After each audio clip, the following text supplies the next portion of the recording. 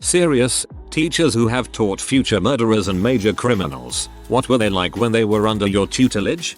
One of my former students murdered 2 people, apparently on a drug deal gone wrong. He is now serving life in prison. I had him in 1st grade. Sweet kid. Highly intelligent. Seriously, he was reading on a 3rd grade level, despite the fact that he came in late every day. Not just 10 or 15 minutes late. Usually he would come in around 10 o'clock.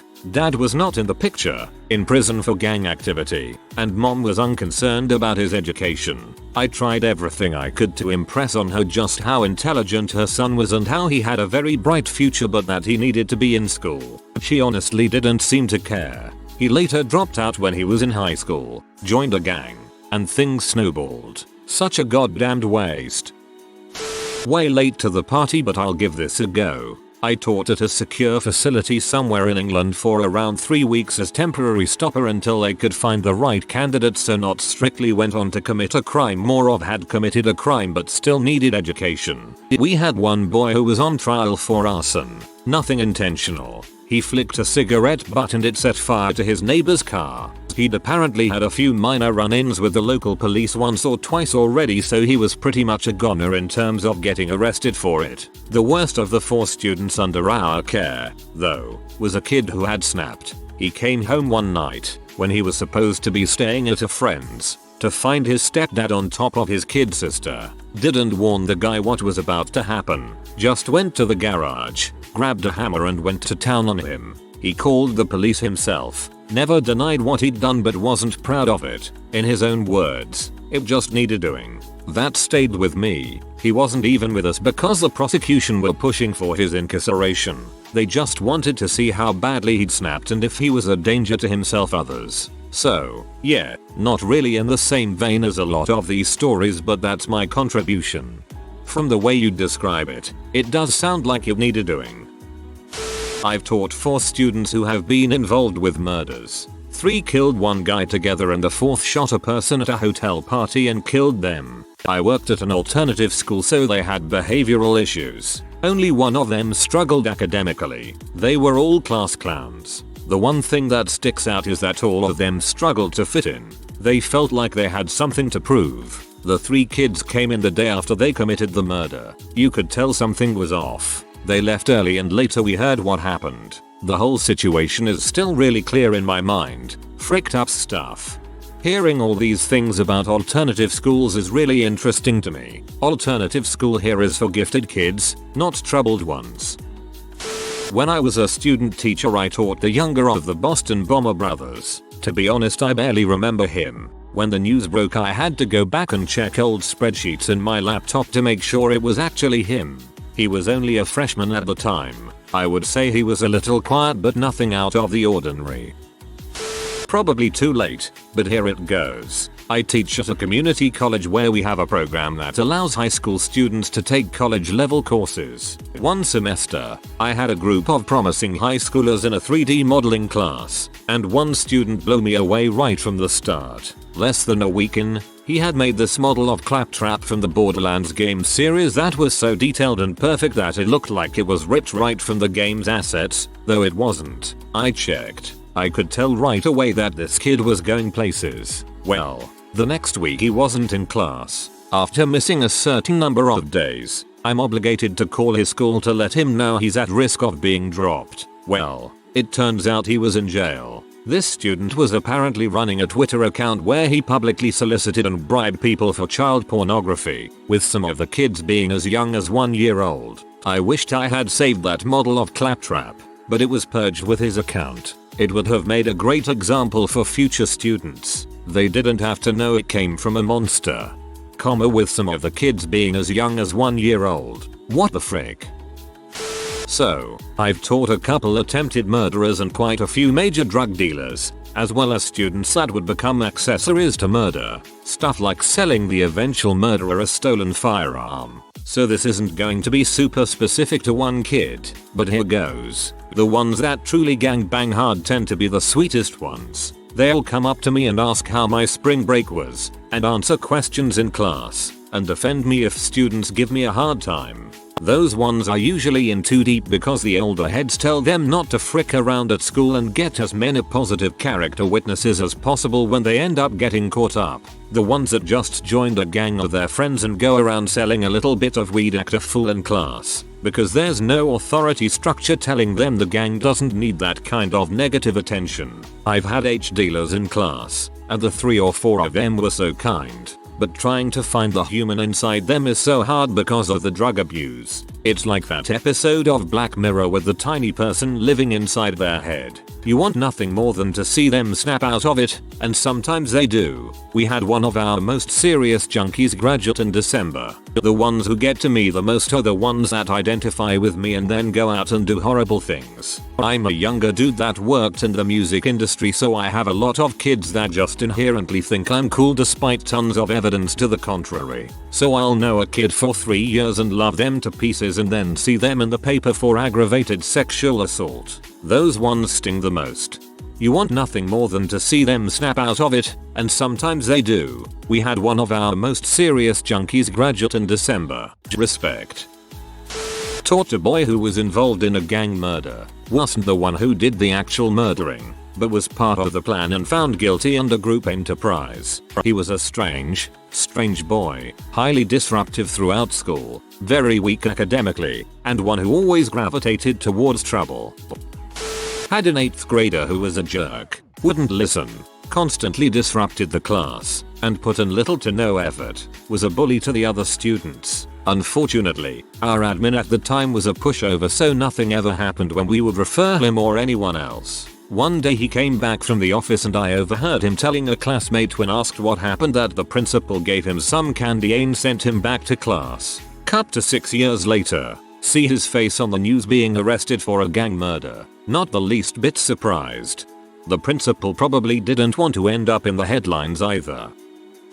I taught at an alternative school for a year. I have several students who later ended up in jail for everything from robbery to murder. Most of them weren't surprising. These were kids who clearly had no family structure or discipline at home, and almost all of them were affiliated with gangs somehow. We even had middle school kids jumped into gangs at the school, but alternative schools get almost no support from anyone but the police. It's basically a step away from jail. The one who committed murder killed a pizza delivery driver over a drug deal. He was actually somewhat surprising because he was far from the worst kid I dealt with. He was a skinny, nerdy looking kid with braces, but he was hanging out with all the hard gang members too. I dunno, maybe he felt like he had to prove himself. While I was a student teacher, I taught a young man who planned a school shooting for the night of his prom. He had weapons and apparently fully intended to harm his classmates, but was arrested after he made some alarming comments. He seemed like a nice kid, but very strange and withdrawn. He used to try to make jokes and witty comments, but was just awkward and got shut down a lot. Honestly, he was exactly what you imagine a kid who has been bullied but still tries to make friends would be like. I suspect he was on the spectrum as well, but never diagnosed. I feel bad for him despite the terrible things he planned to do. His classmates ended up raising a sizable amount of money and donating it to mental health charities, and they did eventually have their prom just before the end of the school year. The student served about 6 months in prison jail and was given a few years of probation. His classmates ended up raising a sizable amount of money and donating it to mental health charities. Fair play. Good to see that something positive came out of the situation. Oh, the last one from this one school site. I worked there for 8 years and really loved it. It shaped me as a teacher and I got to work with thousands of amazing kids. This one kid's dad was in a bike gang. I worked with him for a year as a sophomore. He hated school. The system didn't work for him, and even though he acted out a lot and spent a lot of time suspended and expelled for smoking, drugs and kicking off, we maintained a respectful relationship. He barely completed any work the year, but I was just glad he came to classes. I didn't teach him again, but he always stopped for a chat and a bit of banter. He was adamant he didn't want to follow in his dad's footsteps and started a construction course where he really excelled. He had found something he was naturally talented at. A few years after he had left school, he ended up working for his dad, both the actual business front and the drugs, weapons and rivalry part. He was stabbed to death in a drug deal gone bad. I didn't go to his funeral as I hadn't seen him for a few years,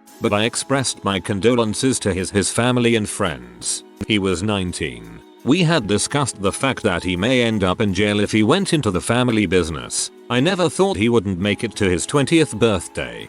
19. Frick man. Makes me wish I could punch his dad's teeth out. Though he might be dead by now. Bloody fool. I am a teacher now. However, I wasn't a teacher when this happened. I was working at a juvenile detention center, which they were saying was a treatment center. We were not a facility that held major offenders. One kid was in there for getting caught with some marijuana. He was in for like 6 months, which was harsh for a first time offender. But the judge was notorious for this kind of thing. We had kids from that area who were sent to us after skipping school a few times. He was really mellow, liked to play card games and was very mature. When the younger kids would be starting fights or bickering, he would always distance himself and just sort of remove himself from everything. A year after he left us, he was caught trafficking serious amounts of narcotics. He was sentenced to something like 20 years for that and the various offenses which led up to him getting caught. One kid was in there for getting caught with some marijuana. He was in for like 6 months. What the actual frick? Grade 6. A small boy who talked tough and ran a mini gang of bigger boys. Poor student. The only thing he did well was athletics. Amazing runner, but wasn't allowed on the teams because his marks were so bad. His mother looked about my age and I was an undergraduate student teacher. I got that through word of mouth. I never met her because she'd cancel at the last minute any parent-teacher meetings. There were a lot of requests for these meetings. No father figure in his life. Free-range kid in the worst sense. Couldn't respect anyone more than 2 years older than him unless they were black or willing to throw down with him right there. He knew how to manipulate people. He definitely manipulated me. About 10 years later I found out in the news he dropped out of high school to do gang things and was part of an interview study on rehabilitating kids like him.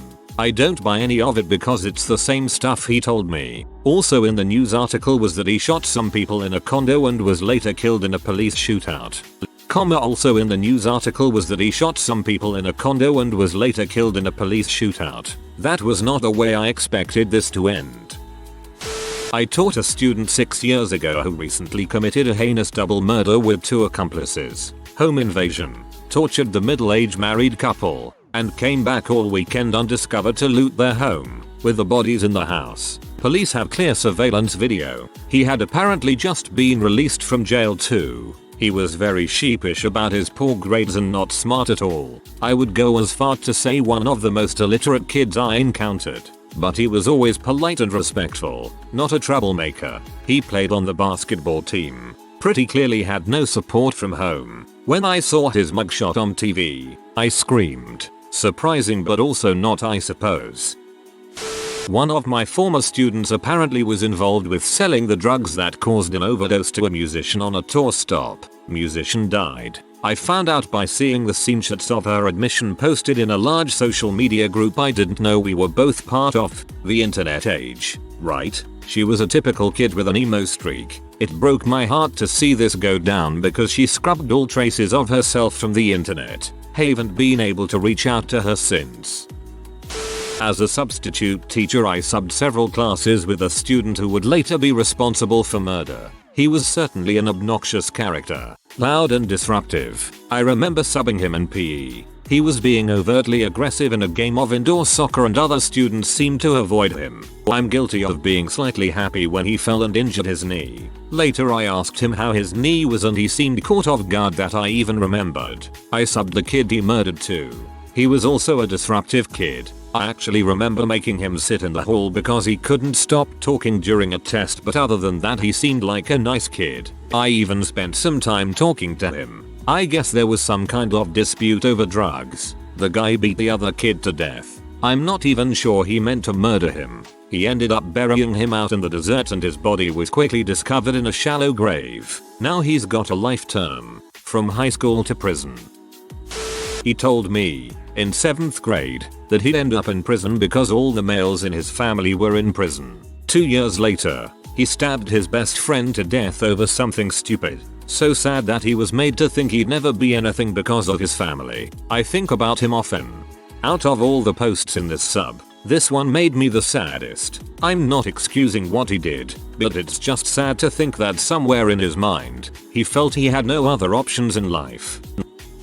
I taught a student who turned out to be a pedophile. I met him at the age of 16 and he had watched his mum die of cancer. It happened at the start of the school year and it struck me as strange that he didn't take any time off to grieve with his family. We had one clash of wills when I took the class outside to compose poetry. He refused and started walking around smacking stuff with a large stick. He refused to go to the focus room and was collected by exec staff. I didn't teach him after that semester and was grateful. He was so clever, but difficult to engage. He had that dead-eye stare that I associate with kids with diagnosed depression, eating disorders or burgeoning personality disorders. It takes one to know one.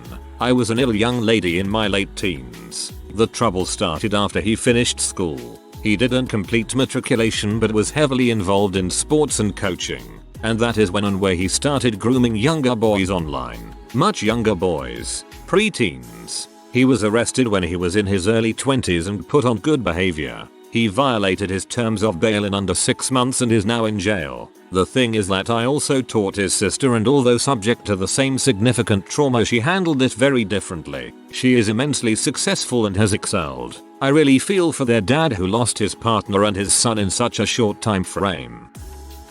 One of our students just got arrested for murder. The murder happened in the evening after school one day. He came back to school the next day like nothing happened. The arrest happened a few weeks later. Honestly, most of the time they are sweet and studious in school. Many of our kids just have hard lives where getting into drugs and gang crap isn't really an option. They keep a very stark separation between their school life with us and their at-home survival mode life. Probably buried, but I used to run an after-school program at an at-risk junior high school. I had a student who was a typical middle school dude, loud, rambunctious but very coachable.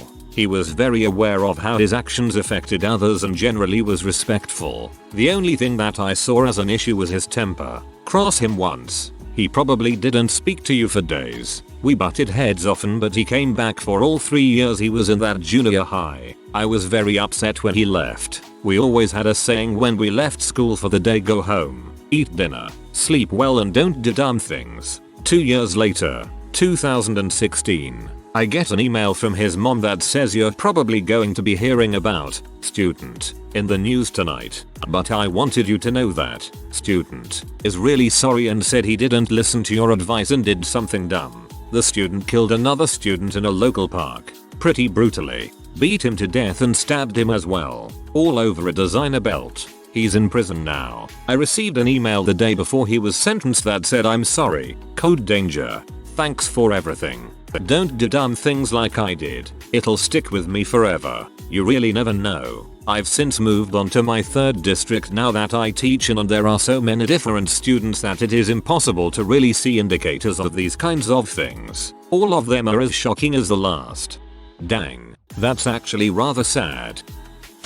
Most students who turn out to be crappy adults were crappy kids. I had a student that was a major bully. Total butthole. He's in jail for beating his GF to a pulp. Am I surprised? Unfortunately, no. With crappy parents too. If you are new to the channel, you can subscribe. I publish new videos every day. Until then, check another video.